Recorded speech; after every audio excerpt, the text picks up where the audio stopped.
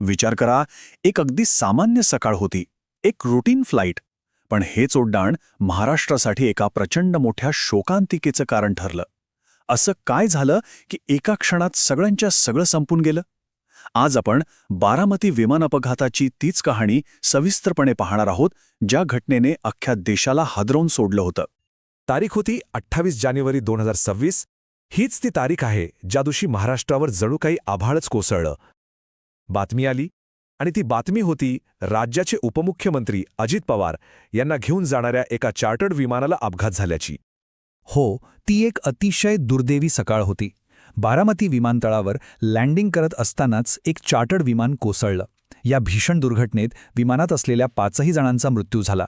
एका अगदी साध्या, नियमित वाटणाऱ्या प्रवासाचा इतका दुःखद शेवट होईल याची कोणी कल्पनाही केली नव्हती. 5 हा फक्त एक आकडा नाहीये. या अपघातात 5 जणांनी आपला जीव गमावला. यात होते उपमुख्यमंत्री अजित पवार, त्यांचे सुरक्षा अधिकारी, एक केबिन क्रू मेंबर आणि अर्थातच 2 पायलट. पण मग प्रश्न उडतो की हे उड्डाण इतकं विनाशकारी का ठरलं?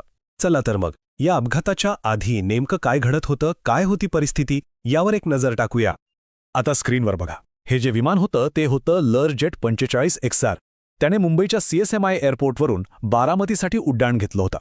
कारण जिल्हा परिषदेच्या निवडणुकीचा प्रचार. अजित पवार आपल्या मतदारसंघातच जात होते. म्हणजे सगळं काही अगदी ठरल्याप्रमाणे एक रुटीन फ्लाईट होती. मग ह्या विमानात कोण कोण होतं? तर उपमुख्यमंत्री अजित पवार तर होतेच. त्यांच्यासोबत त्यांचे PSO म्हणजेच सुरक्षा अधिकारी Vidit Jadhav, cabin crew member Pinki Mali, pilot होते कॅप्टन सुमित कपूर आणि को पायलट होत्या शंभवी पाठक. आणि इथे खूप महत्त्वाची गोष्ट समोर येते. या फ्लाईटचे जे पायलट होते कॅप्टन सुमित कपूर, ते खरं तर मूळ पायलट नव्हते. ऐन वेळेवर त्यांना बोलावण्यात आलं होतं. का? कारण जे ओरिजिनल पायलट होते ते मुंबईच्या ट्रॅफिकमध्ये अडकले आणि वेळेवर एअरपोर्टला पोहोचू शकले नाहीत. आता ही एक छोटीशी वाटणारी गोष्ट पुढे किती मोठी ठरणार होती याची तेव्हा कुणालाच कल्पना नव्हती. आता आपण वळूया त्या शेवटच्या थरारक क्षणांकडे. त्या काही मिनिटांमध्ये कॉकपिटच्या आत असं नेमकं काय घडलं की विमानाचा इतका भीषण शेवट झाला?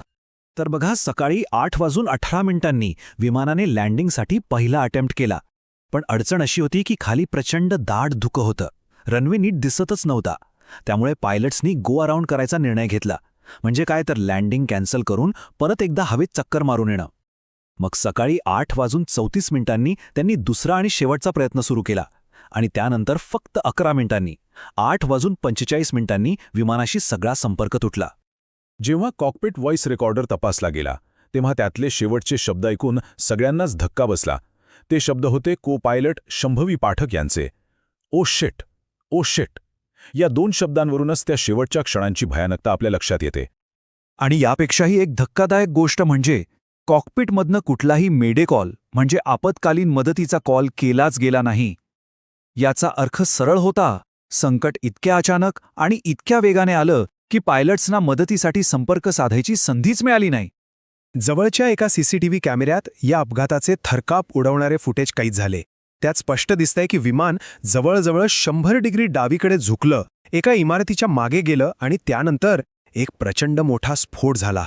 हे दृश्य बघूनच अंगावर काटा येतो. आता अपघातानंतर साहजिकच अनेक प्रश्न निर्माण झाले. मग पुढे काय झालं? अधिकृत तपास कसा सुरू झाला? अपघाताच्या कारणांचा शोध घेण्यासाठी कोणत्या गोष्टी तपासल्या गेल्या? चला पाहूया. या घटनेनंतर लगेचच 2 मोठ्या एजन्सीजनी तपास सुरू केला. एक होती DGCA म्हणजेच directorate general of civil aviation. त्यांचं काम होतं तांत्रिक बाजू तपासणं. आणि दुसरी होती CID म्हणजेच क्राईम इन्व्हेस्टिगेशन डिपार्टमेंट, जे यात काही घातपात किंवा गुन्हेगारीचा अँगल आहे का हे शोधत होते. तपासात मुख्य करून 3 थिअरीज समोर आल्या. पहिली, इंजिन फेल झाला असावं. कारण हे जे लेअरजेट मॉडेल आहे ते कमी स्पीडमध्ये थोडं नाजूक मानलं जातं. दुसरी शक्यता होती एरोडायनॅमिक स्टॉलची, ज्यामुळे विमानाने आपलं नियंत्रण गमावलं असावं. आणि तिसरी शक्यता होती पायलटच्या चुकीच्या अंदाजाची, म्हणजे दाट धुक्यात दुसऱ्यांदा लँडिंग करण्याच्या प्रेशरखाली त्यांच्याकडून काही चूक झाली असावी. आता हा एरोडायनॅमिक स्टॉल शब्द ऐकायला जरा अवघड वाटतो, बरोबर? पण सोप्या भाषेत सांगायचं झालं तर ही एक अशी कंडिशन आहे जिथे विमानाचा स्पीड किंवा त्याचा अँगल चुकल्यामुळे पंखांना विमानाला हवेत उचलून ठेवण्यासाठी जी ताकद लागते ती मिळेनाशी होते आणि मग काय, विमान अचानक खाली कोसळायला लागतं. हा अपघात फक्त त्या 5 लोकांचा मृत्यू नव्हता.